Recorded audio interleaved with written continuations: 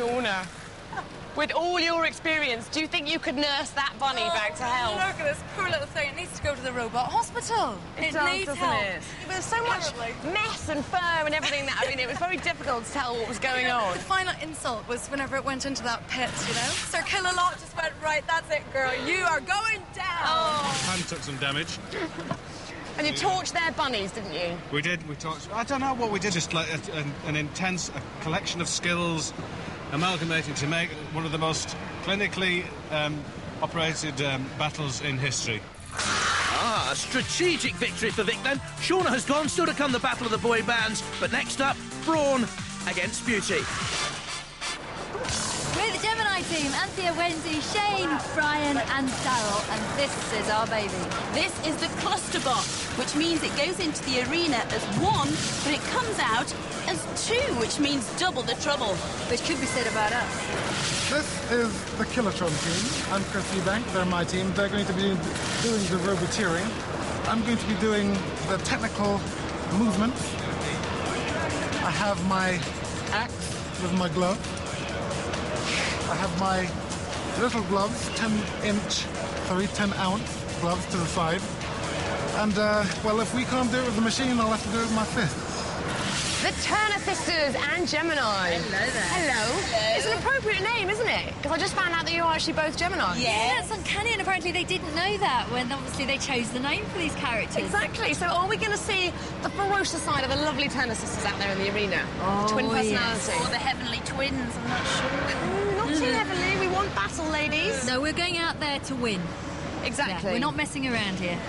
Chris and the Killertron team.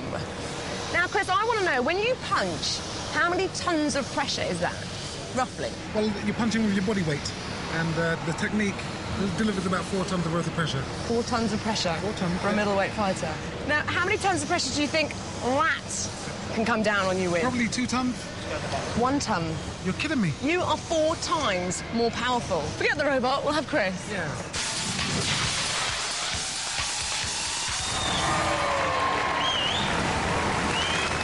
Please welcome Anthea and Wendy Turner with the Gemini team.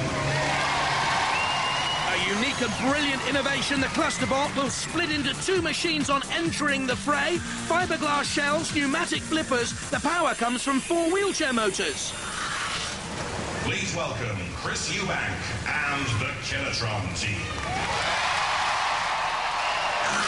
And the boxing gloves and the big axe, a 2 24-volt battery-driven machine, quick at 15 miles an hour, heavy at 80 kilos, big at roughly 4 feet by 4, genuine contenders. Roboteers, stand by. Gemini. Now, Anthea started her career reading local traffic reports, could help her steer away from danger. There's Killertron with Chris Eubank, former world middleweight champion and super middleweight champion. 1. Activate. The man packs a punch, so does his robot. Now you see Gemini splitting the cluster bot theory. But let me tell you, if 1/2 of Gemini is immobilized, the whole machine is counted out. This little arm flipper of Gemini. You hear the Turners, the girls squealing in delight. You can see there Richard Broad trying to get control perhaps of Killertron back from Chris. It's ill-advised. Killertron smacking down with the boxing glove.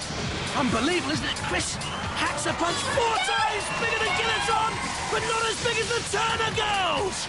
Look at that, with also Matilda coming into the fray, and Killertron flips up and over.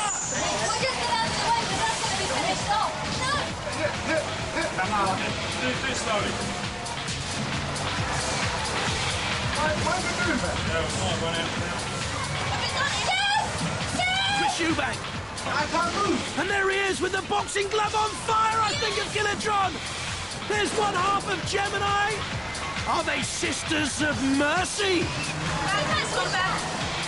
Well, I think Matilda's got hold of the Killertron glove, and Matilda's toppled by Gemini. But the glove is shredded, the glove is also on fire. Look at this, Gemini flipping Matilda, but the glove is on fire. Killertron in major trouble. This is Killerlot coming in, and St. Killerlot's helped out a fellow house robot. The Killertron is on fire. Get rid of the wheeling I think the Turners have won. I want a rematch.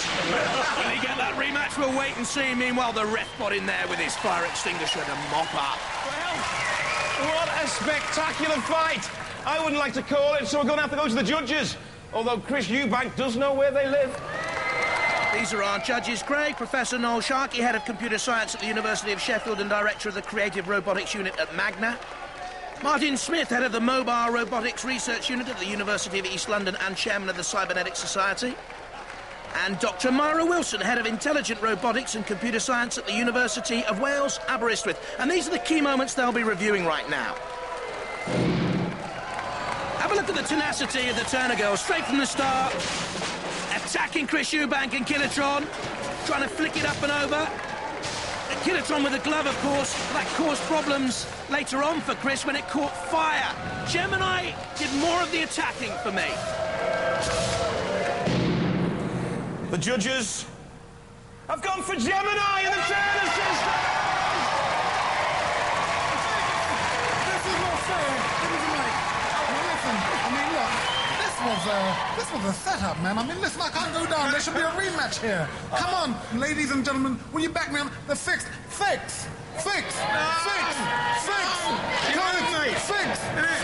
I'll give you a right hand in a minute. All right, calm down. Have you enjoyed it, Chris? Fantastic. First class. Been great having you. Let me get one more cuddle from this lady here. Oh!